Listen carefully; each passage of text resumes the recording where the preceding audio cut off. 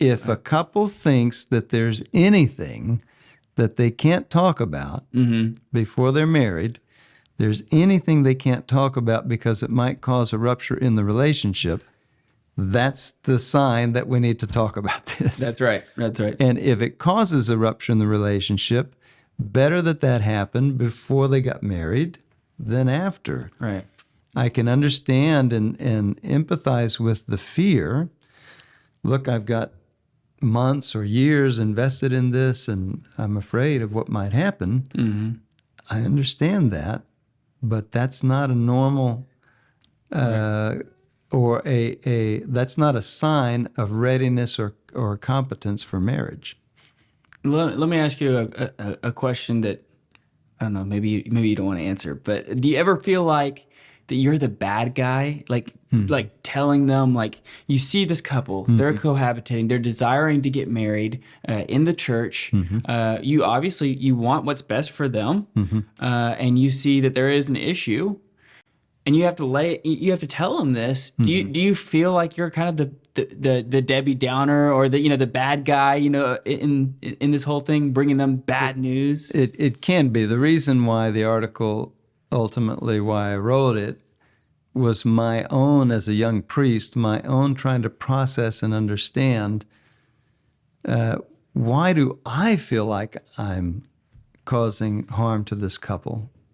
If they come, we have our appointment, I see that they have the same addresses, I understand from talking to them that they're living together. Why do I feel like I'm afraid to bring that up to them and to ask them, what does this mean and how are you going to deal with it? And ultimately what I came to understand was that I was taking on responsibility that properly belonged to them. If a couple is old enough and mature enough to enter marriage, then they must be old enough and mature enough to deal with any issues that are in their relationship. And if they're living together before marriage, I already know that there's a problem. They may not believe that's a problem. That's also a problem. Right. And so for me to be an effective pastoral minister in that setting, I need to point out to them, without taking responsibility for what's theirs, I need to point out to them, this is something that we're going to have to work on and deal with.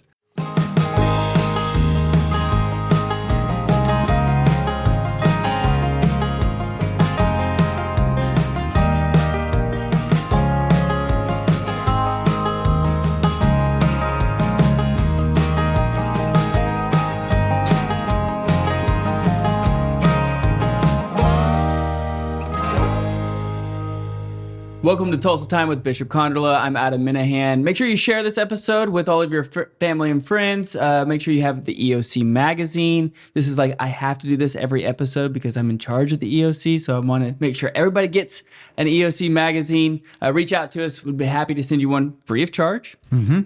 Bishop, welcome back. It's good to be back in studio again. Yeah. Talking about marriage. Last week we talked about the importance of the preparation of marriage starting from birth. Right. We were talking about marriage preparation, well, because of the importance of the sacrament of marriage and because of the challenge that it is. It's not a default for people who are not going to be priests or religious. It's a vocation that God calls people to help them grow to holiness. Right. That's the point. And so therefore, preparing for marriage, the fact that we see the number of marriages that we see that break up gives us an indication that there must be something about it that's challenging. Sure. It must not be as simple as maybe it looks. And so we should prepare well for it.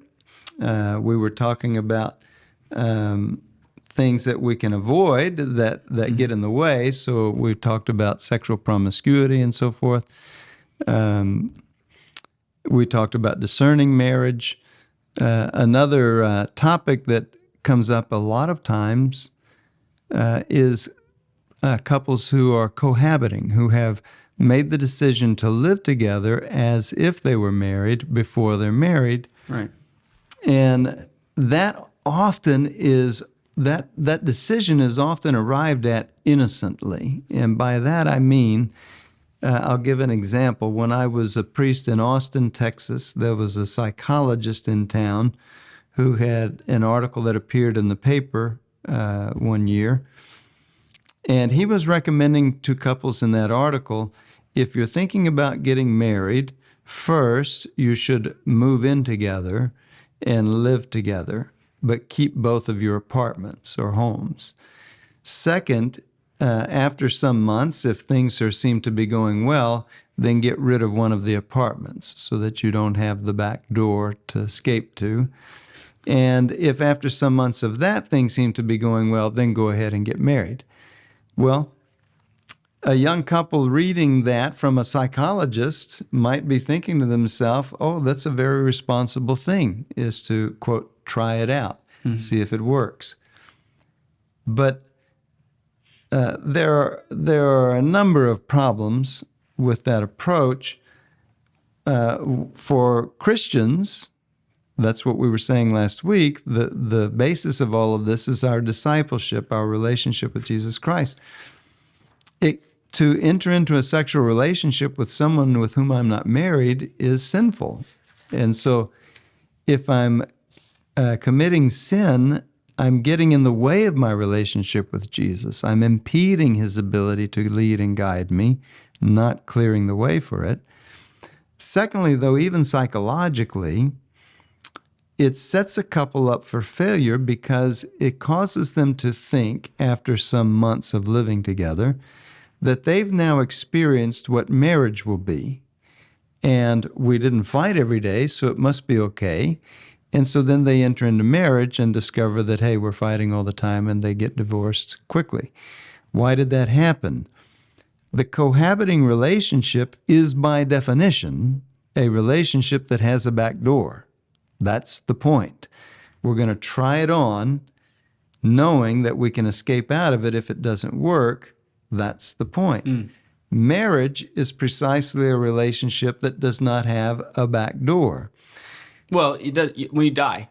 Yeah. I mean, Well, that's the front door. yeah, that's against the front door. We're aiming that way. We're right. going that way. That's right. But marriage is till death do us part. And if I've tried a relationship that actually is not till death do us part, Right. and think that I've now experienced what till death do us part is like, then I'm going to be fooled. And if you look at, there's a long longitudinal study that's being carried on at Rutgers University under the title of the National Marriage Project. And they've been collecting sociological and psychological data for a long time on the effects of cohabitation. And it demonstrates what we know from faith, that cohabiting is not marriage, it's not the same as marriage, and it gets in the way of marriage. It causes marriage to have a worse outcome. So a couple may have arrived at the decision to cohabit innocently and not know any of that when they approach the church for marriage preparation. Now, we talked last time about what we call remote marriage preparation. That's from birth till engagement, we could say.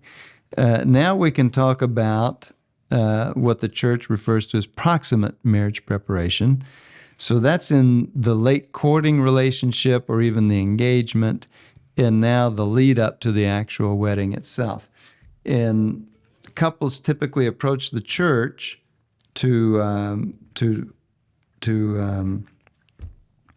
help them with this proximate marriage preparation. What the church wants to do is to help the couple first make sure that there's no impediments, no canonical impediments. So the couple will meet with a priest, and he's going to go through a questionnaire with them. And the questionnaire will have all kinds of questions on it, some of them might be surprising to the couple. But the questionnaire helps to determine that there's no canonical impediments. For example, if a person has already been married, now to enter another marriage, if there's not been a declaration of nullity that shows that they would be free to marry, that's a canonical impediment. Because you can't be married twice. You can't be married twice. At the same time. At the same time. Yeah. If the couple is too closely related in blood relationship, there's a canonical impediment. So there can be various kinds of canonical impediments. And then the next thing the parish wants to help the couple do is encounter various kinds of resources, usually in the form of either mentor couples or weekend engaged encounter retreats, books they might read, other activities at the parish, focus premarital inventories, things like these. These things are all designed to help a couple really explore more deeply than they may have to date their relationship and their own individual and then as a couple resources to be successful in marriage. The Focus Premarital Inventory is an excellent tool that helps a couple ask themselves and deal with questions that over, say, the first few years of marriage they would eventually come to. Right. But they get to do it before they even enter into marriage. Mm-hmm. Often people refer to it as a compatibility test. In terms of the way we understand marriage, it's not about compatibility primarily. It's about resources, ability, and commitment, freedom of consent, understanding the consent that I'm giving. So that's why we go through that 6-month period.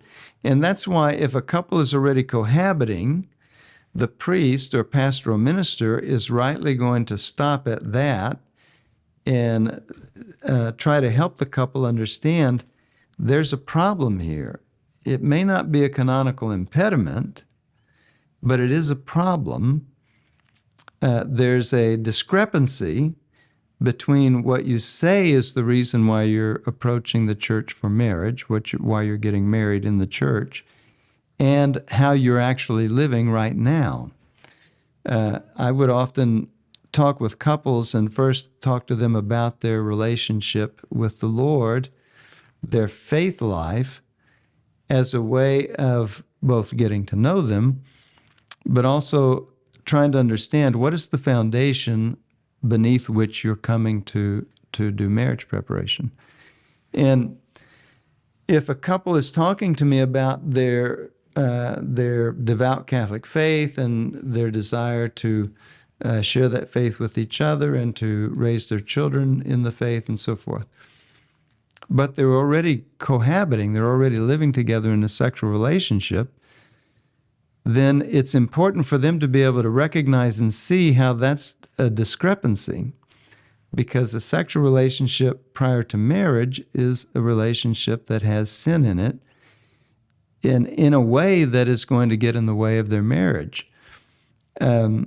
So they need to be able to deal with that. The ideal solution to that is to return to freedom and autonomy. Those are the conditions out of which a person should discern marriage, not being entrapped, not feeling pressure.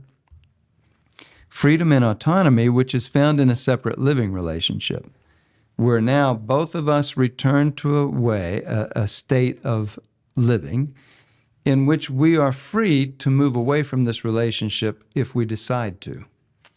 They may be deeply committed and in love and would never decide to. That's fine. That's not the point.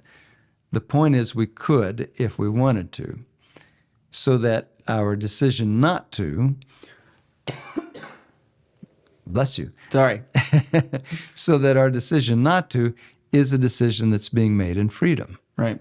In this article that you wrote, you mentioned in here, we have a lot of priests in the diocese that watch the show, and you mentioned here that you had a unique sign or unique bulletin insert that you put in there to, like you said, the importance of removing all impediments. But for marriage prep, you had a unique bulletin insert in there. Yeah, I was advising priests, myself at the time being an associate pastor, that it's sort of a kindness in a way. It's a pastoral ministry and service to all of our parishioners and to couples to make it more publicly known and publicly aware that cohabitation creates a complexity, a difficulty for marriage preparation, and will need to be dealt with in the marriage preparation, so that they would hopefully, knowing that and having grown up knowing that, and maybe they were told by their family members that because their family members read it on the bulletin cover, they would know that, okay, we're thinking about living together before marriage. Oh, I remember that that's a problem for marriage preparation, so let's don't do that because we are thinking about getting married. So it's a service in that respect, that it helps a couple to know we shouldn't, cohabitation is something that's become very common in our culture. Right. But like many things in our culture, it's not something that is common to our religion. And so we shouldn't engage in it. Yeah, and I think because, obviously the church teaches it, but even like you said, the psychologists, the psychiatrists, they're even saying like, listen, this is not a good thing if you're wanting your marriage to last. Mm-hmm. And so in this article, you mentioned that when weak marriages end in divorce, the church is harmed and the institution of marriage is weakened. Mm-hmm. And so the church, by the desire of strengthening the church and building up marriages to last, they have a vested interest in making sure that they're going to go the distance, so to speak, to live out the vocation of marriage. Sure, and we should clarify here that for couples who experience the pain of divorce, the church has complete and total sympathy and wants to help such couples to recover from the tragedy of this divorce. And there's not a sense at all in saying we're blaming or anything like that. Definitely not a sense at all of saying to anyone who has experienced the pain of divorce that somehow you're lesser or you're not welcome in the church or anything like that. No. Everybody is welcomed in the church. We definitely want to reach out to them and to dispel all of that. But it is a recognition that if I can see ahead of time, ahead of the marriage, conditions that might later result in the breakup of the marriage, I should do everything in my part as a pastoral minister to clear those things up before the marriage goes forward. The couple may not see them. The couple may not understand why these things could cause a problem in the marriage later. But if I do as the pastoral minister, because I have the research, for example, from the National Marriage Project, or because of just pastoral experience, I see it, then I should do my part and step in and say, look, we really do need to look at this, deal with this, talk about this. Sometimes couples don't want to. They're afraid that if they try to deal with this, it's going to cause a rupture in their relationship. Well, there's some light being shined here. That's a big red flag. Right. If a couple thinks that there's anything that they can't talk about before they're married, there's anything they can't talk about because it might cause a rupture in the relationship, that's the sign that we need to talk about this. That's right. And if it causes a rupture in the relationship, better that happened before they got married than after. Right. I can understand and empathize with the fear. Look, I've got months or years invested in this, and I'm afraid of what might happen. I understand that, but that's not a normal or that's not a sign of readiness or competence for marriage. Let me ask you a question that, I don't know, maybe you don't want to answer, but do you ever feel like that you're the bad guy, like telling them, like, you see this couple, they're cohabitating, they're desiring to get married in the church. You obviously you want what's best for them, and you see that there is an issue, and you have to tell them this. Do you feel like you're kind of the Debbie Downer, or the bad guy, in this whole thing, bringing them bad news? It can be. The reason why the article, ultimately why I wrote it, was my own, as a young priest, my own trying to process and understand, why do I feel like I'm causing harm to this couple? If they come, we have our appointment. I see that they have the same addresses. I understand from talking to them that they're living together. Why do I feel like I'm afraid to bring that up to them and to ask them, what does this mean and how are you going to deal with it? And ultimately what I came to understand was that I was taking on responsibility that properly belonged to them. If a couple is old enough and mature enough to intermarriage, then they must be old enough and mature enough to deal with any issues that are in their relationship. And if they're living together before marriage, I already know that there's a problem. They may not believe that's a problem. That's also a problem. Right.